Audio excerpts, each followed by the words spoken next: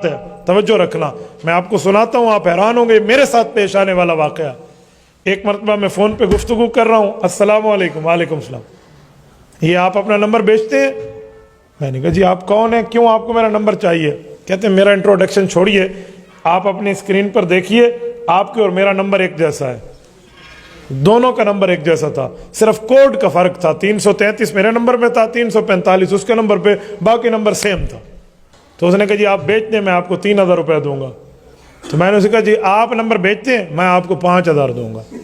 مجھے کہتے ہیں بڑی اچھی دلیل دی ہے، میں کیوں بیچوں؟ میں نے کہا تیرا نمبر بھی تو مجھ سے ملتا ہے، خالی میرا تو نہیں رلتا نا۔ تو کہنے لگا کیا کرتے ہیں؟ میں نے کہا جی میں مسجد کا مولوی ہوں، چٹائی پہ بیٹھتا ہوں، اللہ اللہ پڑھتا پڑھاتا ہوں۔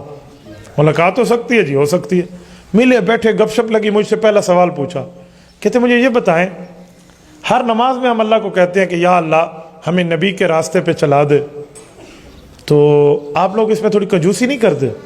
میں بہت حیران ہوا، میں نے کہا آپ کی بات کی تھوڑی وضاحت ہو جائے تو شاید میں بات آپ کی سمجھ پاؤں۔ کہتے ہر نماز میں کہتے ہیں صراط الذین انعمت علیہم، اللہ انعام والے لوگوں کے راستے پہ چلا۔ تو انعمت علیہم کون ہے؟ سورۃ النساء آیت نمبر 69، رب فرماتے ہیں انعم اللہ علیہم من النبیین والصدیقین والشہداء والصالحین۔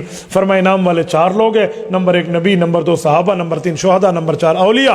تو یہ 4 لوگ ہیں، وحسن اولئک رفیقا، ان کی محبت مودت بہت اچھی ہے۔ تو قرآن کریم نے کہا ہے ہمیں نبی کے راستے پہ چلا، شہید کے راستے پہ چلا، سچے کے راستے پہ چلا، اولیاء کے راستے پہ۔ تو آپ مانگتے نہیں ہیں؟ میں نے کہا جی ہاں ہر بندہ مانگتا ہے، تو اس پر آپ کو ڈاؤٹ کیا ہے؟ کہتے جی میرا سوال یہ ہے، جو بندہ شہید کے راستے پہ چلے گا ایک دن شہید بن جائے گا؟ میں نے کہا ظاہری بات ہے۔ کہتے ولی کے راستے پہ، میں نے کہا ولی بنے گا، سچے کے راستے، میں نے کہا سچا بنے گا۔ کہتے پھر نبی کے راستے پہ چل کے نبی کیوں نہیں بن سکتا؟ وہی میں نے سمجھا، ہاں یہ کام۔ میں نے کہا یار بات تو آپ نے بہت اچھی کی ہے، کہاں سے پڑھا ہے؟ تھوڑا سا پمپ کرنا پڑتا ہے نا تاکہ ایک بندہ کھول کر بات کرے۔ ہاں جی بس میں تو بڑا پڑھتا رہتا ہوں۔ میں نے کہا انہوں نے آپ میرا سوال حل کرے؟ میں نے کہا بیٹا کرتا ہوں، بڑا زبردست۔ کیا کرتے ہو؟ ICIT ڈپارٹمنٹ کے اسٹوڈنٹ ہو۔ میں حیران ہوں ICIT ڈپارٹمنٹ میں یہ کہاں پڑھایا جاتا ہے؟ تو مجھے سمجھ آیا کہ اس کے پیچھے کوئی قادیانیت چل رہی ہے۔ میں نے کہا میں اس سوال پر ایک سوال کرتا ہوں، اس کا جواب آپ دے دیں، اس کا میں دے دوں گا۔ جی پوچھیں۔ میں نے کہا ایک آدمی اللہ کے راستے پہ چلے، فی سبیل اللہ، چل سکتا ہے؟ کہتے چل سکتا ہے۔ تو میں نے کہا وہ اللہ کب بنے گا؟ میں سمجھا نہیں۔ میں نے کہا میں پھر سمجھا دیتا ہوں۔ آپ نے کہا نبی کے راستے پہ چل کے نبی کیوں نہیں بن سکتا؟ میں پوچھتا ہوں اللہ کے راستے میں نکل کے وہ اللہ کیوں نہیں بن سکتا؟ کہتے اللہ نے قرآن میں کہا ہے اللہ جیسا کوئی اللہ نہیں۔ میں نے کہا اللہ نے قرآن میں کہا ہے وہ خاتم النبیین، گل اتھے کھلوتی ہے، پھر دسو کی کرنا ہے؟ کہتے یار آپ جواب تو بہت اچھا دیتے ہیں، آپ سے 1-2 سوال اور۔ میں نے کہا جی کریں۔ چھدرو میاں والی کی غیرت مند دوستو، وہ بندہ مرزائی نکلا، مرزائی، علی نام ہے، لڑکا ہے، کلین شیو ہے، 14ویں کلاس کے بعد ICIT ڈپارٹمنٹ کا یونیورسٹی، ہماری گومل یونیورسٹی کے اسٹوڈنٹ ہے، اور قادیانیت کی محنت دیکھیں۔ میں نے دل برا نہیں منایا، کیونکہ جو پوچھنے کے لیے آئے نا، طالب صادق بن کے آئے، اس کا احترام کرو، اس کو عزت دو، اس کو سمجھاؤ۔ تو میں نے سمجھاتا رہا، لیکن میں اس انتظار میں تھا کہ اصل بندہ اس کے پیچھے سے نکالوں ہے کون۔ یہ تو کلین شیو لڑکا ہے، برگر فیملی سے ریلیٹڈ ہے، اس کا کیا واسطہ قرآن سے اور تفاسیر سے؟ وہ ایک دن سوالات پورے ہوتے گئے۔ جب سوالات پورے ہو گئے تو ایک سوال کا جواب ہو گیا، تو مجھے کہتے ہیں سر ایک بات ہے۔ میں نے کہا جی۔ اسی دوران میں اس کے گھر گیا 2-3 دفعہ، وہ میرے گھر آیا، اپنی فیملی کو لے کر آیا، یعنی اس کی امی تھی۔ تو مجھے ایک دن کہتا ہے کہ سر اگر آپ کو میں اپنے ٹیچر سے ملا لوں تو۔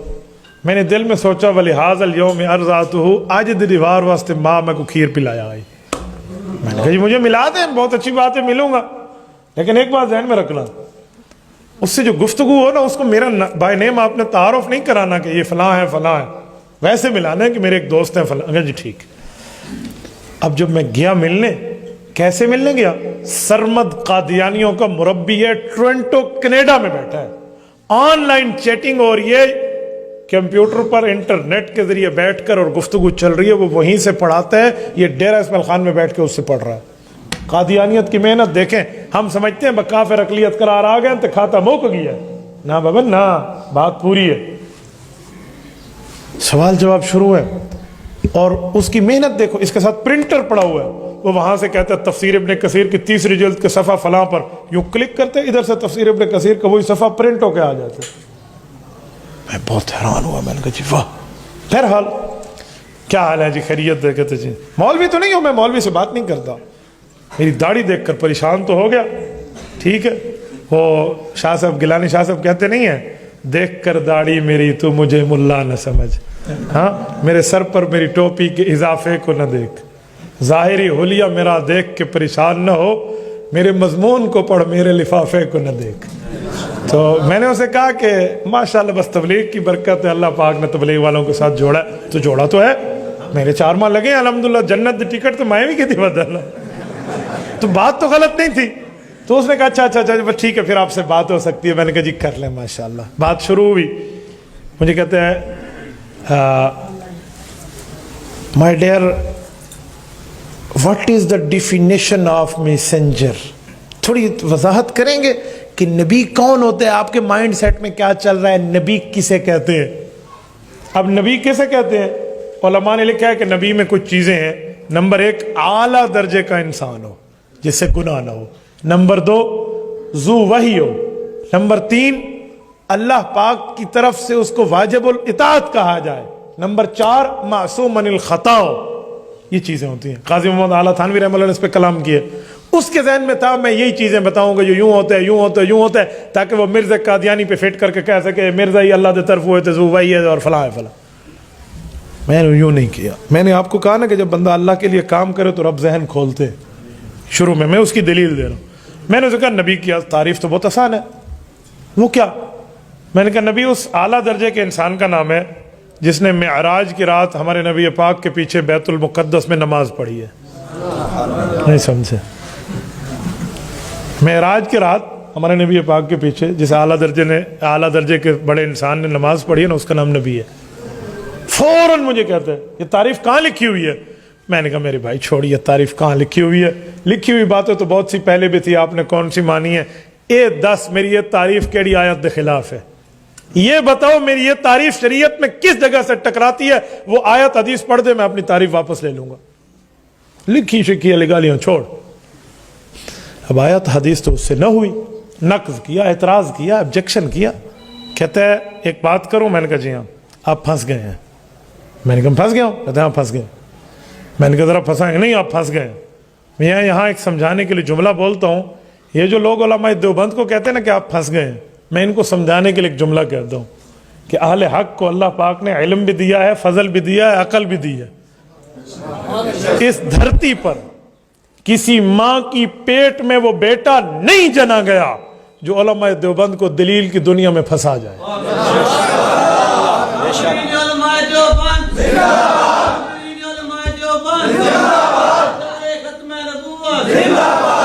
یہ پھونکے کسی اور کے سامنے بیٹھ کے مارا کرو. ہم آپ کے ان پھونکوں سے ڈرنے والے نہیں ہیں. جی پھنس گئے. وہ کٹ ڈھاپڑی پچھیچ پیا ہو یا ناگ جڑا علماء دیوبند تو قابو نہیں تھیندا. نہیں کسی اور کے سامنے بتایا. میں نے ان جیسے کئی پھونکے دیکھے ہوئے ہیں. تو میں نے اسے کہا پھنس گیا ہوں، بسم اللہ کریں، پڑھیں میرے خلاف دلیل کون سی ہے. کہتے جی میں نے کہا جی دلیل ہے پیش کریں. کہتے آپ نے کہا معراج کی رات جس نے نماز پڑھی وہ نبی ہے، ادھر تو جبرائیل نے بھی نماز پڑھی تھی حضور کے پیچھے، وہ نبی ہے. میں نے کہا اپنی عقل کا علاج کروانے کے لیے کسی مینٹل ہسپتال میں چلے جاؤ. وہ کیوں؟ مذاق کر رہے ہیں. میں نے کہا اسی لیے کہ تمہارا دماغ کام نہیں کر رہا، اور جس کا دماغ کام نہ کرے اس بدھو کو کس نے کہا ہے کہ وہ میدان مناظرہ میں آئے؟ کہتے کیوں؟ میں نے کہا میں نے پہلے کہا ہے اس اعلیٰ درجے کے انسان کا نام نبی ہے جس نے حضور کے پیچھے نماز پڑھی ہے. جبرائیل انسان نہیں ہے، وہ تو فرشتہ ہے. میں کو ڈاڈا پتہ آئی تیرا پیر کتنا پھنسنا ہے، میں انہیں انتظام پہلے کر رکھا ہے. جب پھنس گیا نا فوراً پینترا بدل کہتے ہیں اچھا یہ بتائیں ختم نبوت کی تعریف کیا ہے؟ حضرت مفتی محمود رحمۃ اللہ علیہ قبر پہ اللہ کروڑوں اربوں رحمتیں نازل فرمائے. حضرت مفتی صاحب کے سامنے بھی اس مرزائی بے ایمان نے سن 74 میں یہی کہا تھا نا کہ ختم اللہ علی قلوبہم. ختم کا معنی مہر ہوتا ہے، تو خاتم النبی جی نزور مہر لگانے والے ہیں. مرزا لا دیتی مہر نبی ہے. اس نے اب یہ بھی یہی چاہ رہا تھا کہ میں ختم نبوت کی تعریف کروں اور یہ کہ ختم نبوت کا ایک معنی مہر ہے اور مرزا مہر لگ گئی ہے. تو میں نے کہا جی اس کی تعریف تھی تو بہت آسان ہے. کہتے وہ کیا ہے؟ میں نے کہا ان مقتدیوں کے امام کا نام خاتم النبی جی. ہوں 10 مرزے دا تو پردادا بھی پیدا نہیں ہویا سی، اب کہاں سے نکلے گا ختم نبوت کے ان کا؟ بہرحال وہ لاجواب ہوا. میں نے علی کے چہرے کو دیکھا جو اپنے استاد سے بات کرے، اس کی آنکھوں میں آنسو تھے. میں نے ہاتھ پکڑا، میں نے کہا علی ایک بات کہوں؟ کہتے جی. میں نے کہا کب تک رسول اللہ کے دامن رحمت سے دور رہو گے؟ کب تک دور رہو گے؟ یار کل قیامت میں سفارش مرزا ملعون سے نہیں لینی، اللہ کے رسول سے لینی ہے. یار کیوں ان بےایمانوں کی باتوں میں آتے ہو؟ یہ تو 2 جملے بھی نہیں بتا سکا. کہتے حضرت مجھے کلمہ پڑھا دے، میں معافی مانگتا ہوں. حضرت رب نے اسے اسلام کی توفیق دی ہے. میری بات کا مطلب سوشل میڈیا پہ بیٹھنے والا نوجوان ادھر آئی ڈی بنا کر اے کاش تو اہل علم کے پاس آ کر کچھ سیکھ جاتا. ہم اہل باطل کے کتے نہ بنے، ہم اہل حق کے شیر بنے. یاد رکھو. کیوں؟ اس میڈیا اور سوشل میڈیا پر بیٹھ کر جو بے ایمان حضور کے دشمن، شریعت کے دشمن منہ کھول کے بیٹھے ہیں، ان کی آنکھوں سے آنکھیں ملانا جانو. وہ تب جانو گے جب آپ دلائل کی دنیا میں پورے پڑھ کے جاؤ گے آگے. تو کم از کم آئی ڈی ہولڈرز کو میں کہوں گا خدا کے لیے کوئی 3 دن نکال کے ختم نبوت کورس کر لیا کرو، تاکہ تمہیں پتہ چلے چور کون ہے، چوکیدار کون ہے.